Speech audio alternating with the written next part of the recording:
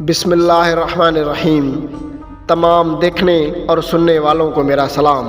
امید کرتا ہوں کہ آپ سب خیر و عافیت سے ہوں گے۔ ناظرین، آج اس ویڈیو میں ہم جنگ خیبر کی فتح اور حضرت امام علی علیہ السلام کی بہادری کی داستان سنانے جا رہے ہیں۔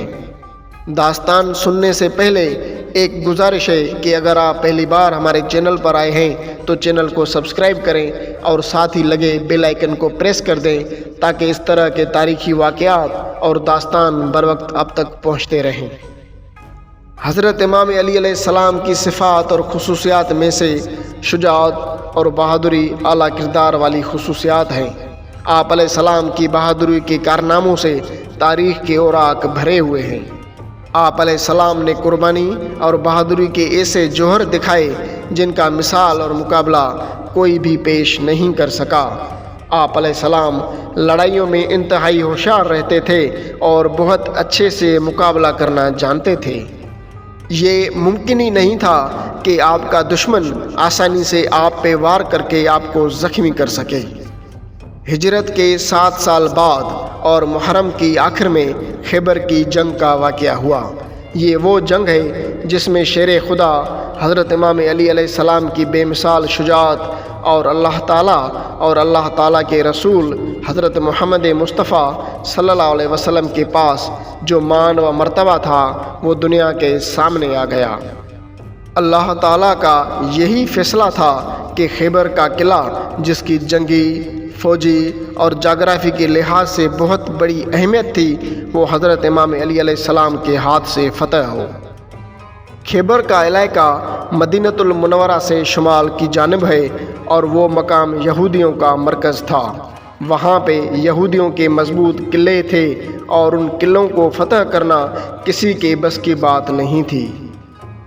یہودی دن بدن مسلمانوں کے خلاف سازشیں کرتے رہتے تھے اور دین اسلام کے خلاف منصوبے بناتے تھے۔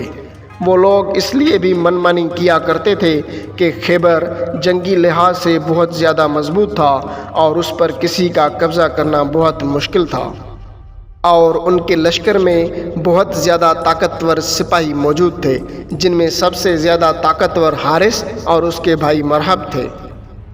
مرحب ان لوگوں کا سردار تھا اور حارث اور مرحب کی طاقت پہ خیبر والوں کو بڑا ناز تھا، کیونکہ حارث اور مرحب جنگوں میں بڑی طاقت اور حشمت کے ساتھ لڑا کرتے تھے اور کوئی بھی ان کا مقابلہ نہیں کر سکتا تھا، اور حارث اور مرحب کو بھی اپنی طاقت پہ بڑا غرور تھا، یعنی کہ خیبر ہر حساب سے بڑا ہی مضبوط شہر اور قلعہ تھا جس کو فتح کرنا بڑا مشکل تھا۔ مگر خیبر والے یہودیوں کو یہ اندازہ ہی نہیں تھا کہ جب مسلمان جہاد کرنے نکلتے ہیں تو اللہ اکبر کا نعرہ بلند ہوتا ہے اور اللہ تعالیٰ کی طرف سے غیبی مدد پہنچتی ہے، اور خیبر والے یہ جانتے ہی نہیں تھے کہ اس بار ان کا سامنا اللہ کے شیر حضرت امام علی علیہ السلام سے ہونے والا ہے، جس کے سامنے حارث، مرحب اور خیبر کا مضبوط قلعہ کوئی حیثیت ہی نہیں رکھتا۔ ناظرین، جب اللہ کے رسول حضرت محمد مصطفیٰ صلی اللہ علیہ وسلم کو یہ خبر ملی کہ یہودیوں نے جنگ خندق میں شکست حاصل کرنے کے بعد اب بدلہ لینے کے لیے مدینۃ المنورہ پہ حملے کرنے کی سازش کر رہے ہیں اور انہوں نے مکمل تیاری بھی کر لی ہے، تو حضور اکرم صلی اللہ علیہ وسلم نے 1400 اصحابہ کے لشکر کو ساتھ لیا اور خیبر کی طرف روانہ ہو گئے۔ مسلمانوں کا یہ لشکر رات کے وقت خیبر کے نزدیک پہنچا۔ دوسرے دن لڑائی شروع ہو گئی اور کافی دنوں تک لڑائی چلتی رہی، مگر مسلمان قلعے کو فتح نہیں کر سکے۔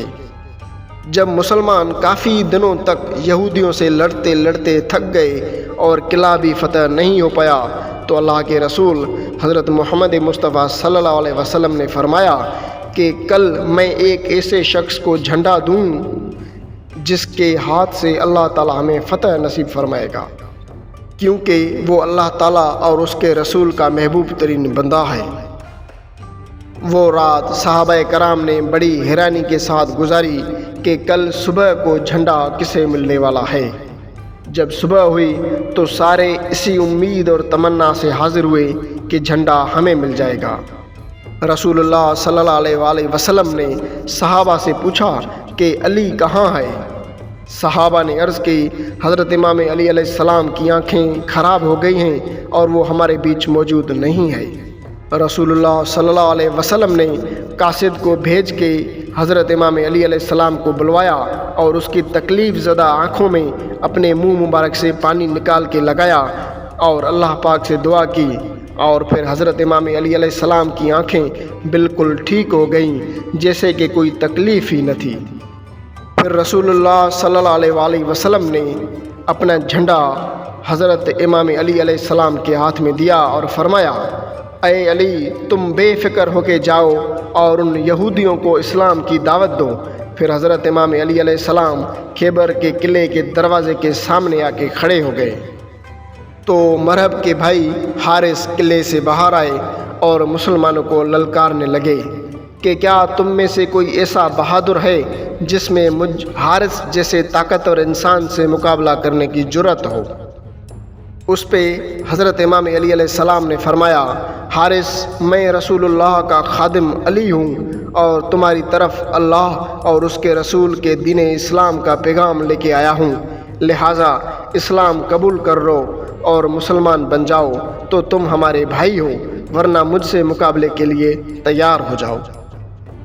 پھر حارث نے لڑنا شروع کیا اور حضرت امام علی علیہ السلام پہ کئی وار کیے، مگر حارث کے ہر وار سے آپ علیہ السلام نے خود کو بچا لیا، اور جب امام علی علیہ السلام نے وار کیا تو صرف ایک ہی وار سے حارث جہنم واصل ہو گیا اور مسلمانوں نے اللہ اکبر کا نعرہ بلند کیا۔